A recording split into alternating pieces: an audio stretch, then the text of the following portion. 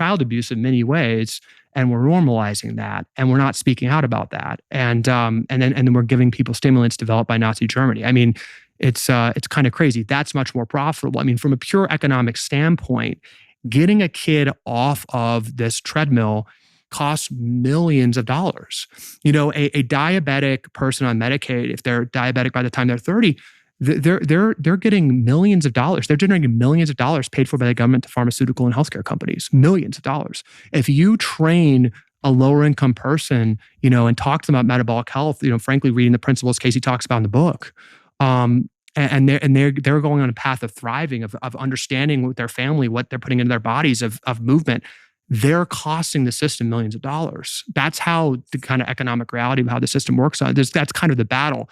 Getting to your point about how people let this happen on doctors, I think the brilliance of the systemic design is the most revered people in our society are basically able to keep up this system. They're able to have their fancy studies that really just take responsibility for managing the disease instead of curing, right? They censor. I had a call when I attacked the dean of Tufts Nutrition School, the most prominent nutrition researcher in the country, Dariush Mozaffarian. He called me and actually threatened to call Stanford, where we both went. And he said, you know, we know the same people at Stanford. This is not right to be upsetting the apple cart.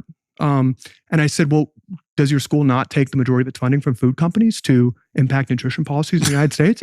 He said, of course we do, but that doesn't impact my judgment. And the fact that you're calling that out and the fact that you're questioning the study that we conducted with the NIH that said Lucky Charms were healthier than beef. The fact that you're calling this out really isn't polite. This isn't how it works, Calley. And, you know, we know the same people at Stanford, and this isn't polite. I'm going to call Stanford and basically threatening me to be kicked out of the club. That's how this works. And then these studies are used to create, you know, influence the USDA guidelines. 95% of people on the USDA Nutrition Guidelines for America 2020 and 2025 had a conflict of interest with food companies. These studies are used to influence what the USDA is basically saying can go in school lunches. The USDA controls the U.S. school lunch program, which serves 3 billion meals per year to students. It's the largest fast food chain in America is the USDA school lunch program.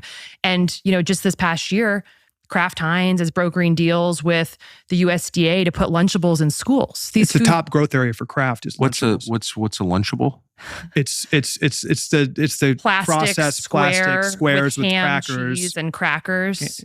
That's going to be the school lunches, and these corporate deals are happening. And it's studies like this that then I'm assuming Lunchables are suboptimal. They're suboptimal. You look at the ingredients. There's about 60 ingredients in these packages. There's no fruit, there's no vegetables. It's literally processed flour, processed sugar, processed oil. It's just these staples of the American ultra processed food system that are just rotting children's brains and bodies.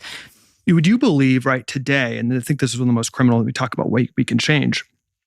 Today, the USDA, which sets the standards that impact schools, that impact parents' perceptions, everything, they say that a healthy diet for a 2-year-old is up to 10% added sugar. They're recommending added sugar for 2-year-olds when we have a metabolic health crisis, a childhood obesity crisis, and where 33% of young adults now have prediabetes, which would have just been absolutely unthinkable. There's an assault on children's cells because of our food. Added sugar is a huge one. And the USDA recommends it.